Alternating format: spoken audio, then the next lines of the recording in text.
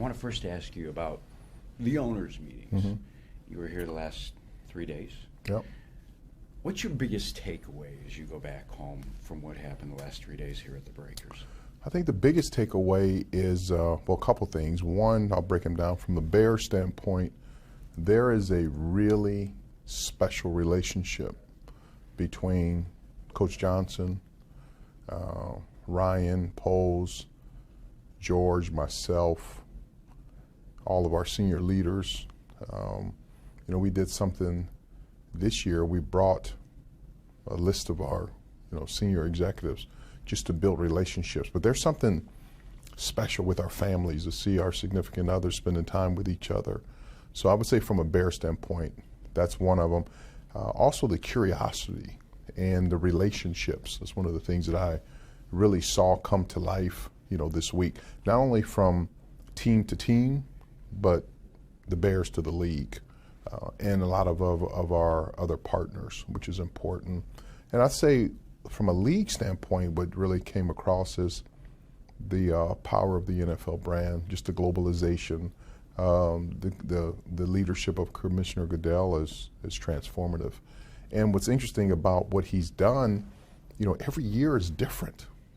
But he's kept certain things at the forefront. Obviously the game, the game of football, health and safety, the financial health of the league, the globalization. So he's done an interesting job. I've learned a lot from that. You can still have your core tenets, but every year is a different year. So I think you see the Bears are healthy, the NFL is healthy. That would be probably my biggest takeaway from it. Going back to Chicago, really just energized. Let me pat you on the back because you've really built the infrastructure of this franchise, and I've heard from others, forget about my feeling, you have enhanced the business profile of this organization. Do you feel it? Do you hear it when you're in the community? Yes, I do, and I recognize I'm demanding, and I'll be the first one to admit it. But the only way that you can be a fair leader and a transformative leader is, one, to be demanding, but then you have to make sure you have the right people in the right places and with the right resources, because otherwise then you're just, you're hoping that it works out. And so the key of it is the first year was to come in, get a real good sense of the organization, and then last year get the people in the right places. And then now I feel that we are really prepared to handle the complexities, the challenges, the opportunities that will lie ahead. Because once you get on that journey to really being a champion on the field, building a stadium, not to say that you can't add certain pieces, but you can't build it from scratch. It's too late by that time. So you need to make sure form follows function. Once you decide, what the targets and the goals are, which the expectations here are really high, put the people in the right place, provide them with the resources, set out a direction, a goal, and then not just tell people, hey, here's what we should do, be the leader in doing it. I think that's the biggest thing. Yourself with great people. We have to. And it starts with people. Let's talk about the head coach. I talked to him 2 days ago.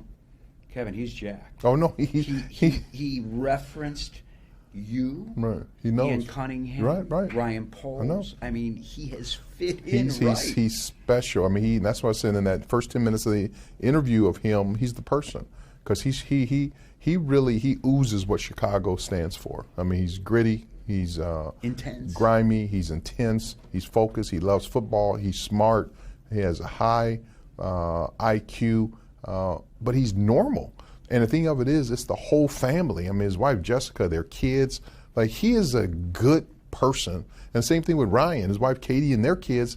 Like, these are good people. Like, these are people you say, let's go get a burger and a beer and just sit around and, watch some football on the weekend. Like, I've worked with people where you can be successful, but you're looking at your watch saying, okay, what time is this meeting supposed to end? Like, these are people that, we're at the point with them that I could see next offseason that a lot of our senior leaders, like Coach Johnson, we could take a family vacation Yeah, for together. sure. That we could say, hey man, let's get our wives and kids together and to have be able fun to, and hang. yeah, that's what I'm saying, Yeah, and hang yeah. and to be able to have fun. And so it's eerily reminiscent of what we built in St. Louis, like with Coach Vermeil, that we really enjoyed going out to hang out. You know, going to someone and say, you don't need to drive home tonight. You know, your family's out of town. Why don't you just stay here? You know, for the weekend, that kind of stuff. You want to go get breakfast and let's work out together, like that. That's the good when you get that going in an atmosphere, and there's a side that people haven't seen of George. I mean, George is a fun guy, and these are normal people, and so it's good to see that environment where people are excited about coming to work. I mean, like players call and text me like they're excited about getting back to the building. I had a player recently tell me, I can't wait for training camp. And you know, normally it's like, what can I do not to go to camp? So to have that environment, it's really good and it's natural. All right, you've built this organization to where we are now. I want you to tell me. I don't know if you want to grab that. You hot? No, I'm good. Okay. Let's talk about building the stadium. Yep. And we just finished up with all the media. Mm-hmm. It sounds like the focus, because for so long it was on Museum Campus, Yep. the focus may have shifted to Arlington Heights. I think what has happened, not necessarily shifted, I would say it's expanded. It's downtown or Arlington Heights. I mean, these stadiums are difficult to do. We're going to get it done here. It's going to be beautiful. Fans are going to love it. People around the world are going to love it. But I think what's happened now. What did you learn in Arlington Heights? Well, what I learned, one, the property, one is beautiful. To get 326 acres this near to a major city with great topography, and then even having the forward vision to be able to go forward and make sure the site is pad ready. I mean, it's pad ready. All the remediation has been done. The grandstands have come down. I mean, I can't think of another NFL stadium that has a Metra train stop right at the location. And we've been able to work through some of the tax issues. We still got some tax issues to work through. And then what we need now, I mean, we've agreed that we're going to pay for the actual stadium, but where we need financial support is with the infrastructure. But that's the right thing to do. That's just not the Bears benefiting from that. That's that environment. What that will do, I mean, you think about it right now. It was a racetrack. Now it's a vacant, piece of land. But what that would do from a vibrant standpoint, you're talking about, and that's one of the reasons why we want to have a fixed roof to be able to host, to be able to bid for a Super Bowl and Final Four, and I mean, Big Ten football championship games, college football championship games, concerts, high school football games. I mean, all the experiences that it will create there in this city, and so to have those opportunities from the museum campus, which I still love that piece of land right on the lake, but now to really start digging into the optionality as Arlington Heights. And so I'm looking forward to bring it to life. I mean, you can feel the energy here at the meeting. Can you imagine if a Super Bowl, if we bid and one day in the future are blessed to be awarded a Super Bowl in Chicago? I mean, do you know the excitement that would have? Of I mean, course. Final Four, I mean, look at Final Four, I mean, where it's going here this weekend, even bringing that, and just to think for the state of Illinois, the city of Chicago, to have never hosted a Super Bowl or a Final Four, and then all of these different concerts and boxing matches and the things that it will happen, just what it will bring, not only from an economic standpoint, but by putting people to work and certain panache that it brings to the city and the county and the region. You've done plenty of studies, Mm-hmm. and I did some digging, and I realized that teams that play for their own stadium, pay for their own stadiums, most don't feel it's worth the $1 billion to put the fixed roof. Mm-hmm.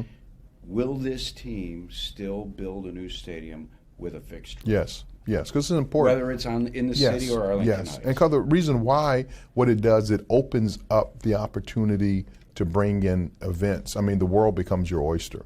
And you think about, you're having world-class concerts, boxing matches, sporting events. And not only in the U.S., you have international sporting events, and then conferences. And, there's just so many different things that you can do. And if you put yourself in a position where you could use it 365 days a year. I think about all the events that we hosted in Minnesota from U.S. Bank Stadium. There was something, it seemed like every day, that was going on there.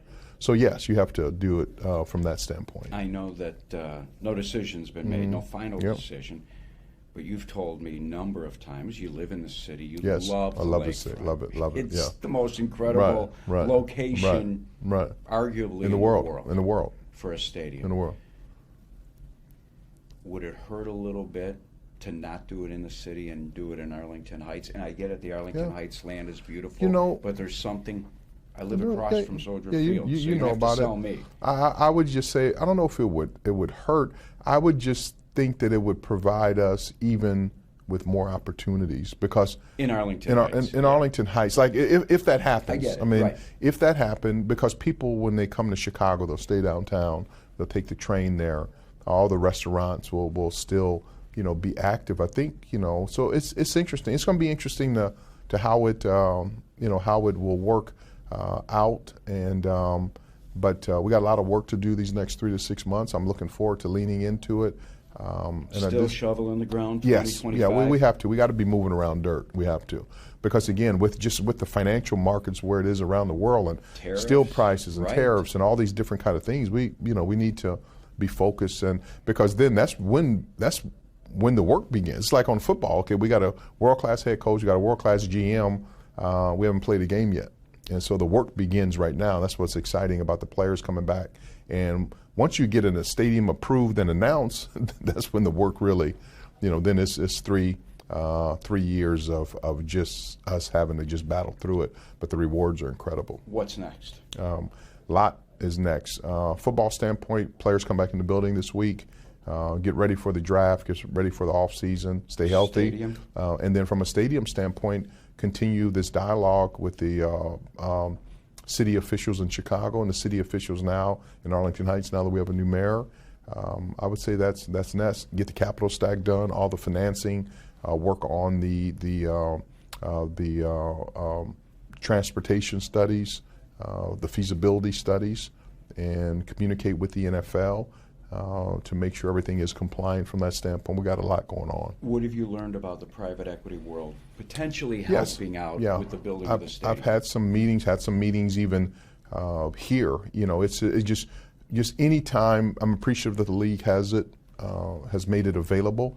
But for me, because of Chicago and the way the McCaskey family, the ownership group is built, and because the way the Bears being a historical franchise, I'm just thinking through all of the potential unintended consequences. I just want to make sure that it makes sense, and still exploring. So I have some meetings here over the next month or so to make sure, still just gathering information, learning about it. So it's been good. The impact of the stadium for Kevin Warren is monster.